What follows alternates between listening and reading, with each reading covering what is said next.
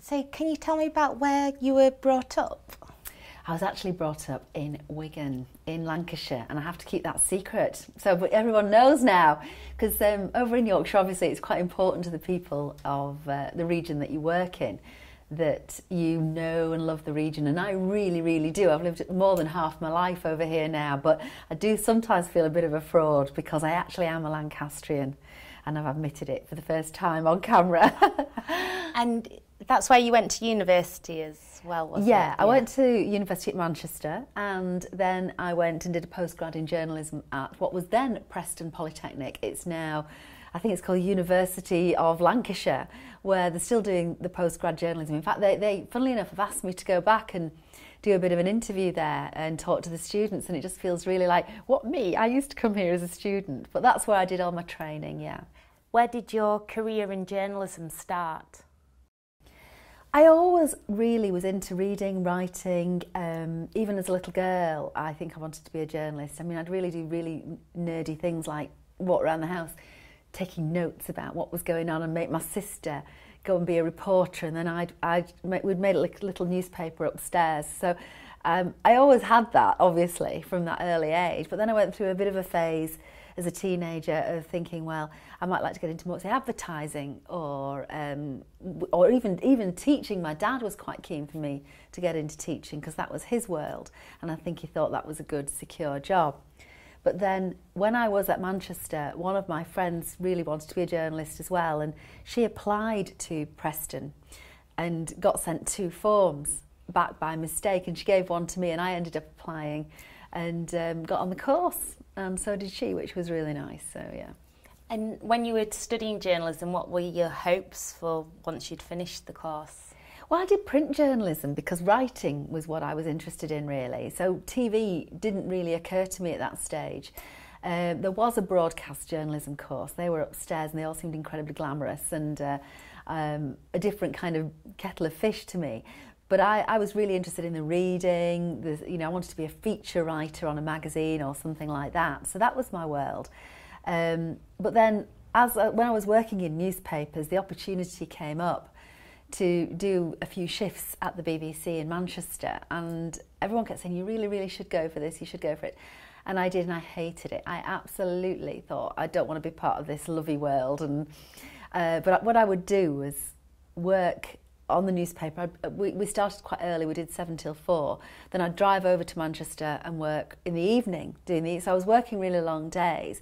And I think the fact that I was willing to do that, they obviously thought I was a hard worker. And I think they must have seen something in me, and they offered me a job, and I was very lucky. And after that, the television became my world, and I can't imagine now doing anything else. So. And what was that job that they first offered you? Well, it was just as a reporter, a very, very junior reporter, just really researching mainly, and I really did work my way up through TV, but I had to because I knew nothing about it. So it was a really good learning curve for me.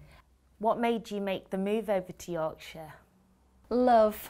I was following a boyfriend, and he got a job over here. In fact, he came to work on the Yorkshire Evening Post, and I was in Manchester. And for a while, we kind of, travelled or didn't really see each other. And then I decided to see if I could get a job at Calendar. And so I basically sent a show reel in, and they rang me up and said, come on. I was very lucky. It doesn't really happen like that now, but I was in the right place at the right time. They needed somebody. They thought I fit the bill. And they offered me a job. So that's how I came here, and I've been over here ever since. So how long's that now?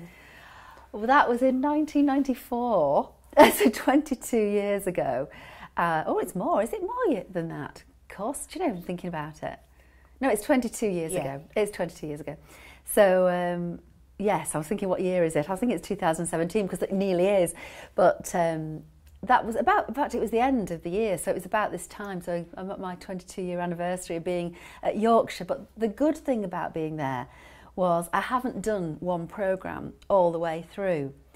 I was on Calendar initially, used to stand in when Krista, who was the presenter, was off, because I'd done some presenting by then at the BBC in Manchester. But then a new programme came up, which was the Tonight programme, which was quite a lot like the One Show, but a regional version of it. And they gave me the job as the presenter of that. And I did that for 4 years until they changed the schedules and Tonight was taken off. unfortunately. So I then went to work on Wellbeing, which was a health and beauty satellite channel, one of the very first ones, and it happened to be based at Yorkshire Television. I don't think anybody had satellite and nobody was watching us, but it was sponsored by Boots the Chemist. We had a ball. I used to be on air for 3-4 hours at a time, all live, knowing probably no one was watching. So I really, really did learn the craft of being a presenter, doing that programme, and I absolutely loved it. And then in 2001, Krista Ackroyd went to the other side, to the dark side at the BBC, and they rang me up and said, "How do you fancy being the new presenter of Calendar?" I said, "What, me?" And they said, "Yes, you're doing it from tonight." And I've been doing that ever since. So I've been very lucky, really lucky.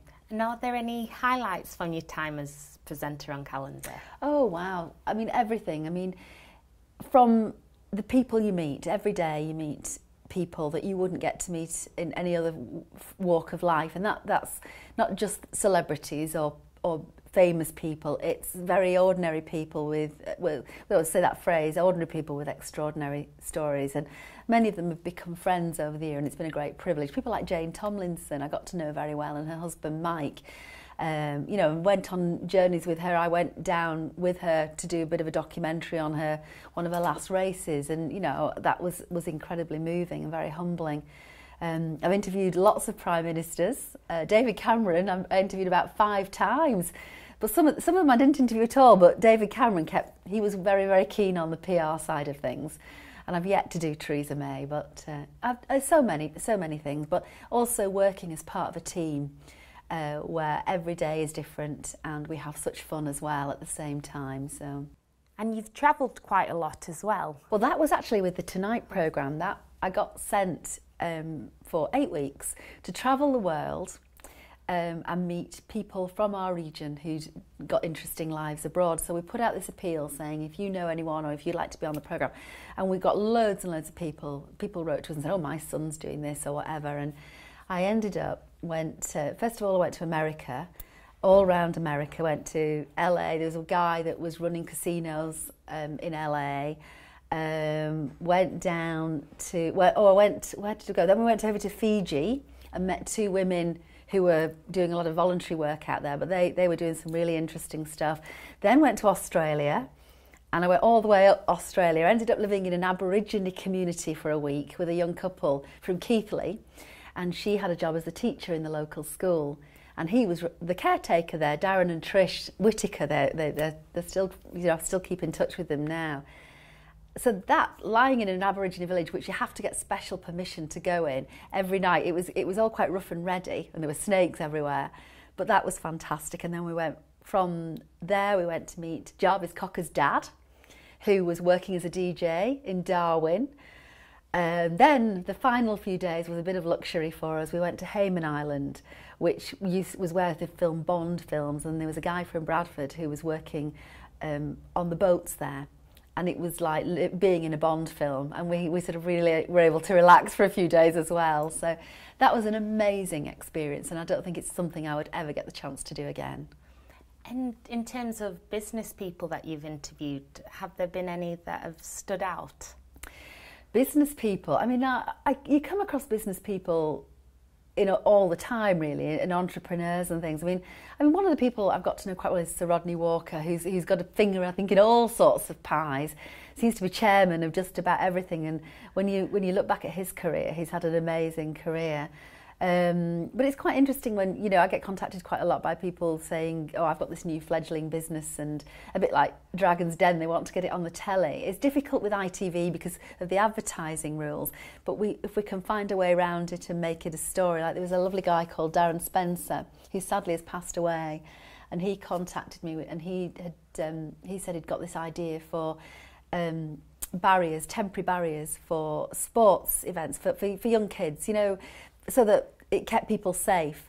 And he really didn't have, he was saying, I don't have the confidence to kind of do anything about it, but what do you think? And do you think, and I said, well, why don't you push it along? And he said, I'm going to write to the FA, and the FA actually gave him a massive contract, and we ended up doing a story on it because it was this guy who'd just come up with this idea, and he was they were using it to transform the safety at sort of amateur football pitches, and now they're all over the world. And very sadly, poor Darren, very young, died of cancer just a couple of years ago. But he was an amazing man and had a real vision, and I thought he was fantastic.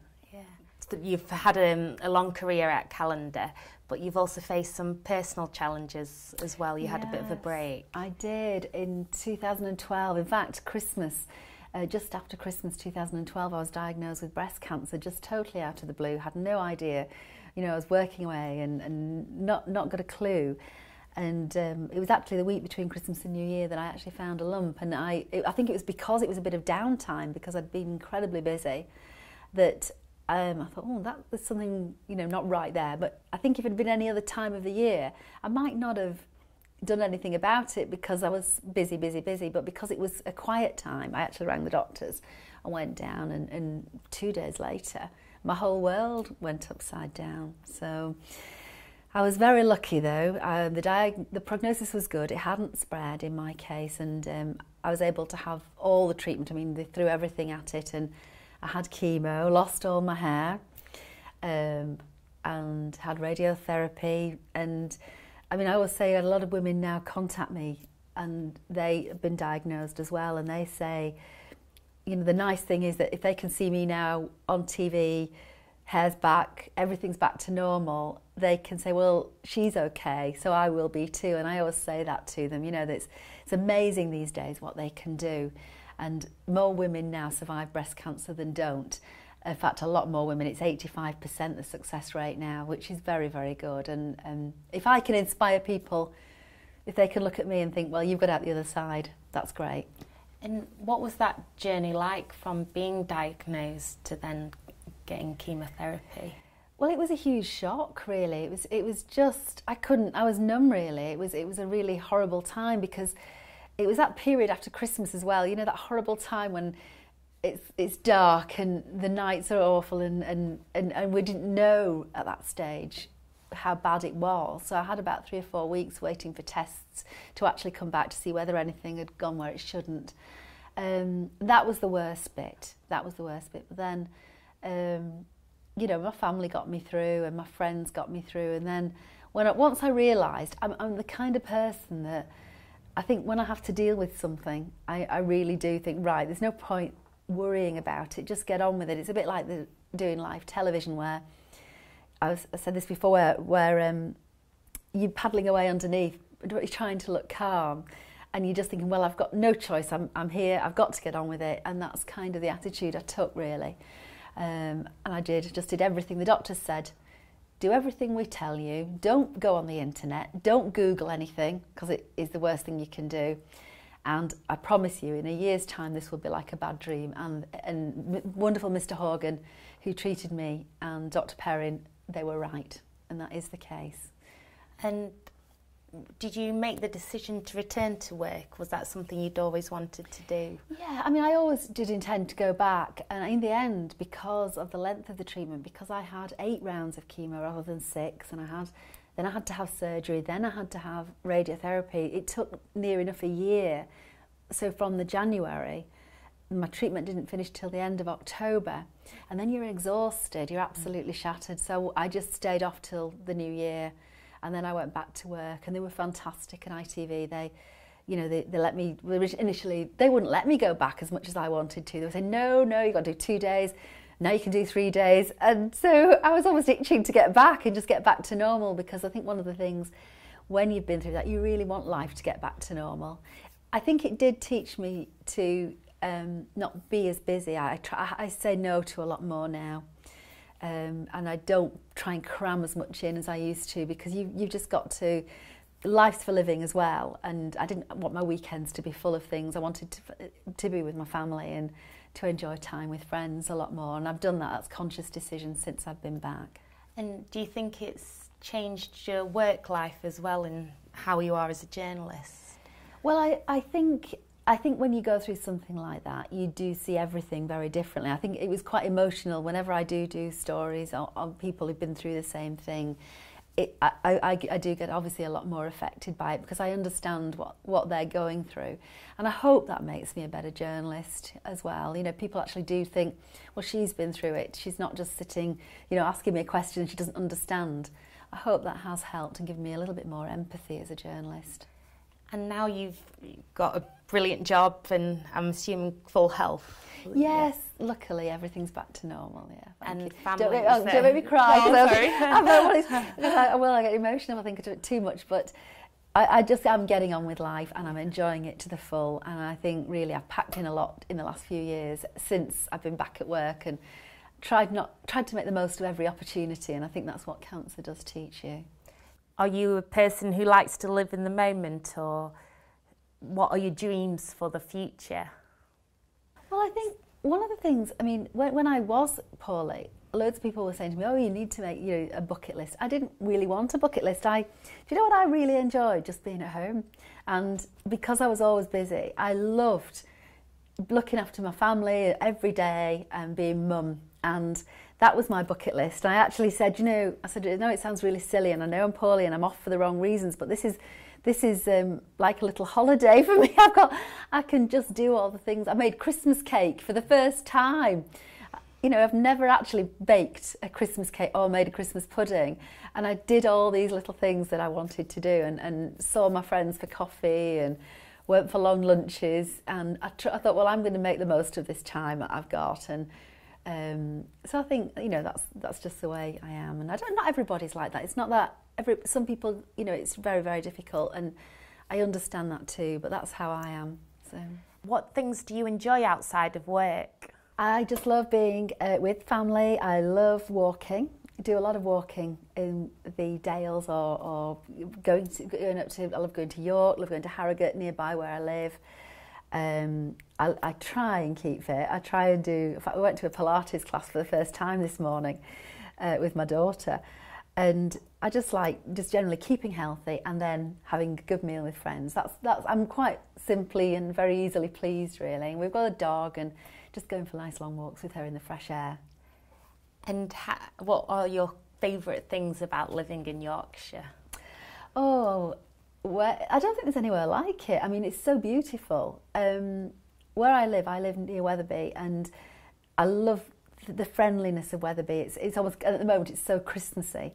But I'm near York, I'm near Leeds with this new fantastic, you know, the shopping centre there, which is just amazing. And as you're driving into Leeds with Bridgewater Place, I just think, wow, it's looking fantastic. It's so improved in appearance and it's just becoming dynamic. But you're near York with all the history, you're near the Dales in no time. And Yorkshire's almost like, it's like a big village in many ways. A big village. So I absolutely love it. I just think I'm very lucky to be here. I'm very lucky to have a ringside seat on everything that's happening in this region every day, because that's what my job is. I'm there to tell people what's been going on, and I think that's a great privilege. Thank you so much, Christine. You're welcome.